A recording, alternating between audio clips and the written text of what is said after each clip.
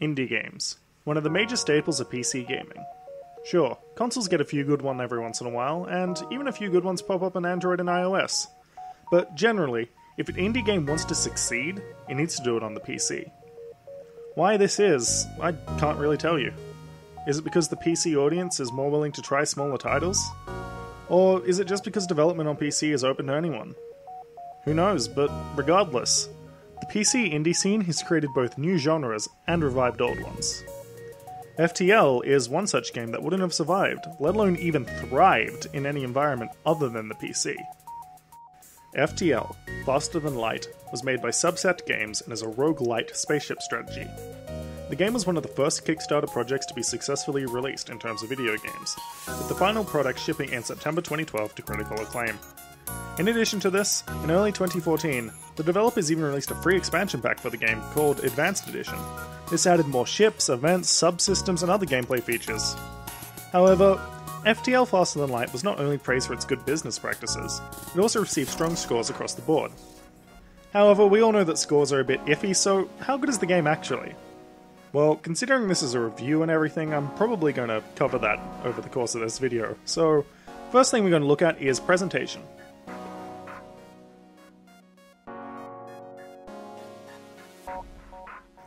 As you can see from the gameplay in the background, FTL has a pretty strong retro aesthetic. However, unlike the plethora of other indie games that utilize this style, FTL actually manages to do it pretty well. Everything on the screen, from UI to the small details on your ship, all ooze with polish and style. In fact, every element of the UI is practically perfect, with all the information the player could ever wish to see just eloquently placed on the screen.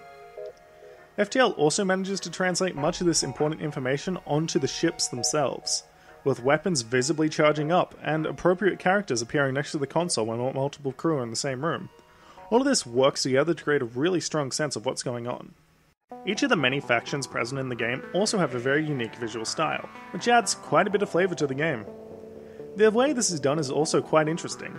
For instance, many of the races have unique ship designs that reflect their species' general attributes, in addition to their species' individual aesthetics. However, some of the ship classes will remain the same between multiple factions, but have different paint jobs, which is quite a nice touch and makes the universe seem like a real living, breathing area. In addition to the crisp graphic style, the music of this game is also quite amazing. The soundtrack was composed by Ben Prunty, and each piece of music complements the gameplay perfectly and adds much of the atmosphere. Each track has an Explore and a Battle version, with the Explore track playing in the more peaceful situations and the Battle version being quite self-explanatory. In terms of instrumentation, the music is completely synthesized, with each particular timbre filling perfectly with the scene. By listening to the OST outside the game, it even feels like I'm still traversing the depths of space with my trusty crew, just like Captain Kirk or Commander Shepard would. Needless to say, the OST has been playing throughout the course of this review. It's quite good, isn't it?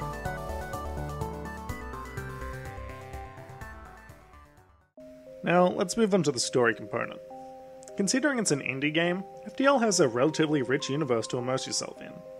Throughout the course of the game, the player is exposed to a number of different factions, alien species, and regions of space, each with unique characteristics and relationships. For instance, the Mantis race is depicted as a brutal warrior species, which is usually hostile and is very prone to boarding your ship. In terms of a main plotline, however, FTL is quite bare bones. Your ship belongs to a United Federation of Planets, which is dangerously close to losing a war with a rebel faction. However, your ship has stumbled across a key weakness in the rebels' fleet, the rebel flagship, and knows how to destroy it.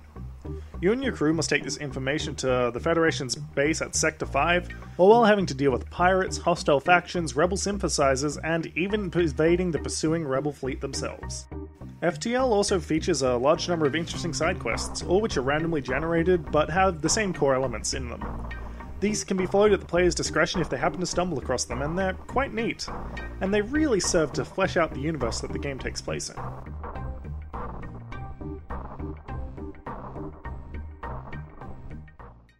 Where to start with this one? Well, the core gameplay revolves around you, an omnipotent overlord that controls the actions of your crew directly, managing your ship and mind-controlled crew, whilst trying to reach the final sector of space. This is done in two ways. Firstly, there's the navigation section of the game. This section essentially consists of choosing which of the FTL nodes your ship wants to travel to in order to reach the exit beacon. As you progress, your ship scanners will pick on a couple of things around you.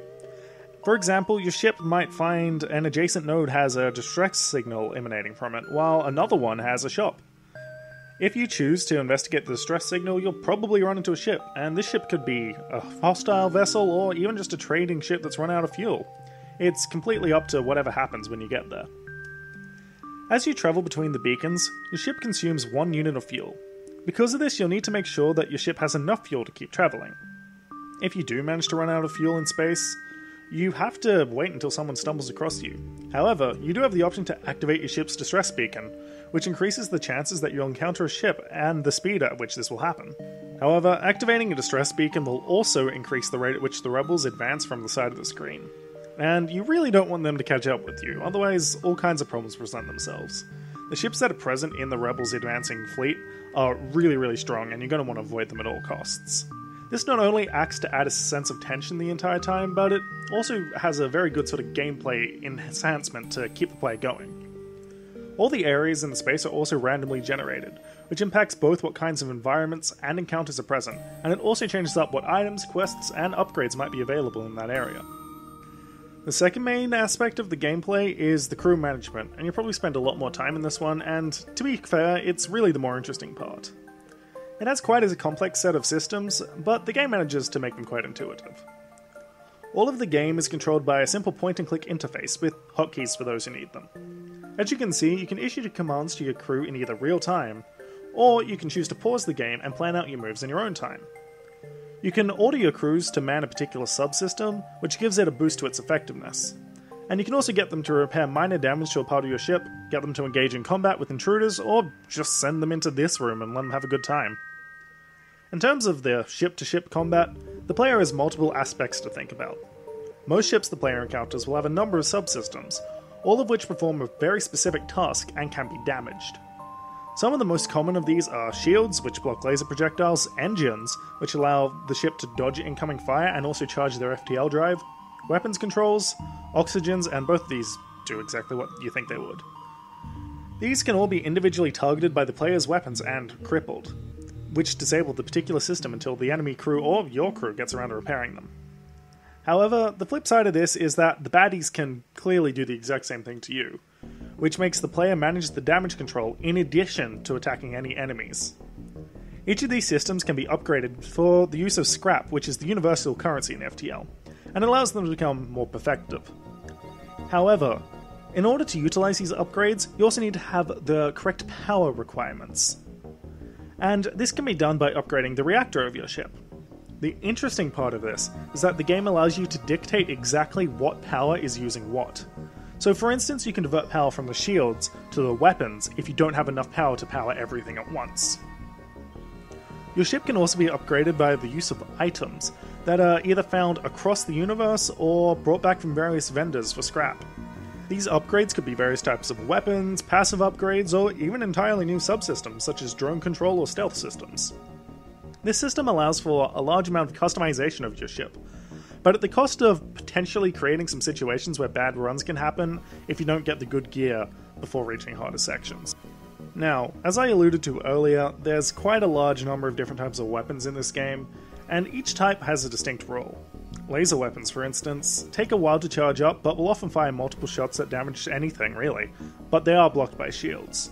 Missile weapons, on the other hand, deal large amounts of damage to the hull and systems, and are also allowed to bypass shields.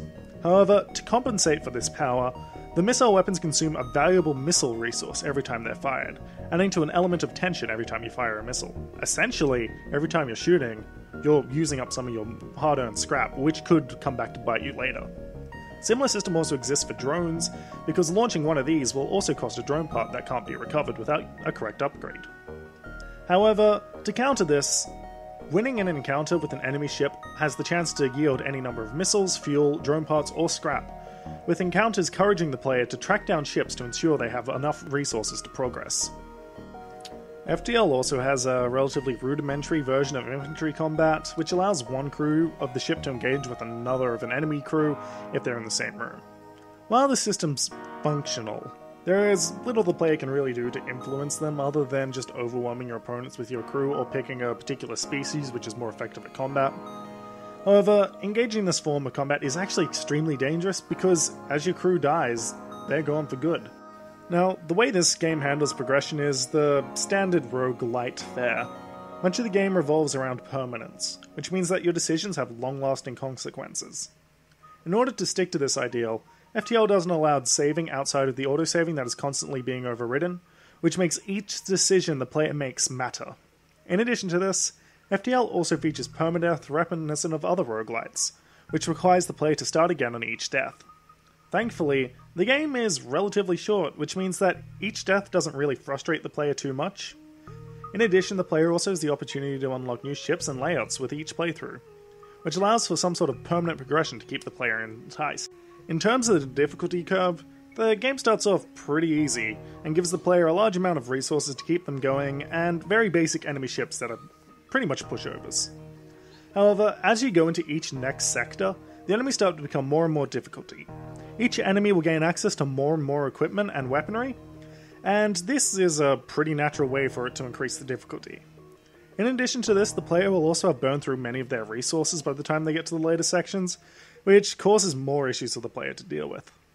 However, it's not until the final sector where the game becomes extremely unforgiving.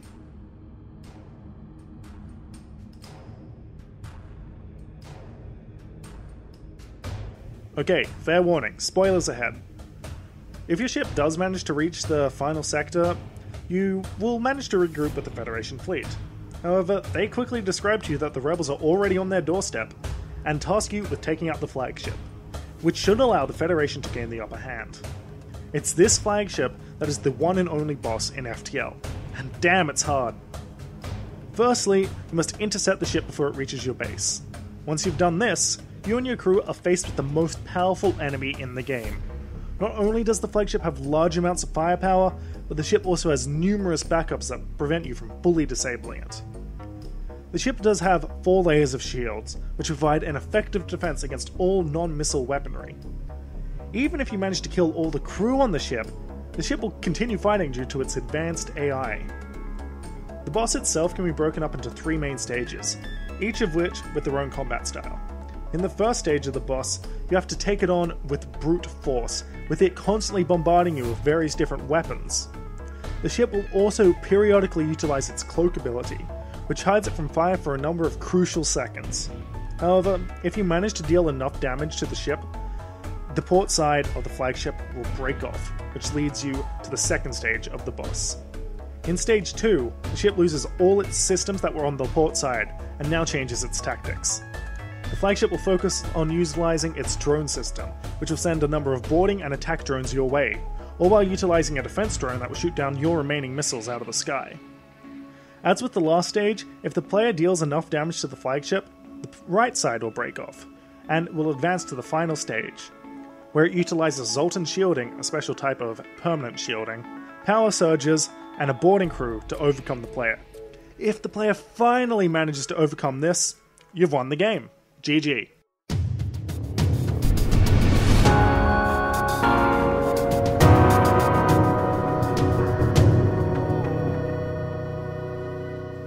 Overall, FTL is an extremely satisfying experience. The amount of control the player has over the ship and crew really make it feel like you're a starship captain, which is something so many other games have tried to capture, but just failed. The gameplay is also extremely satisfying due to the depth and difficulty, which constantly keeps the player on edge. My only minor gripe with this game also leads into one of its strongest aspects, the random generation. While this allows for a large amount of replayability, it also presents some unwinnable situations. However, I don't see any immediate answer to this problem, and it could just be an inherent issue with the genre. So, thankfully the runs are relatively short, so this doesn't really cause too much fuss. So, what's my final verdict? If you typically like space tactical combat, or even sci-fi settings to any extent, buy this game. It's one of the best in the genre, and perhaps the best we'll ever see.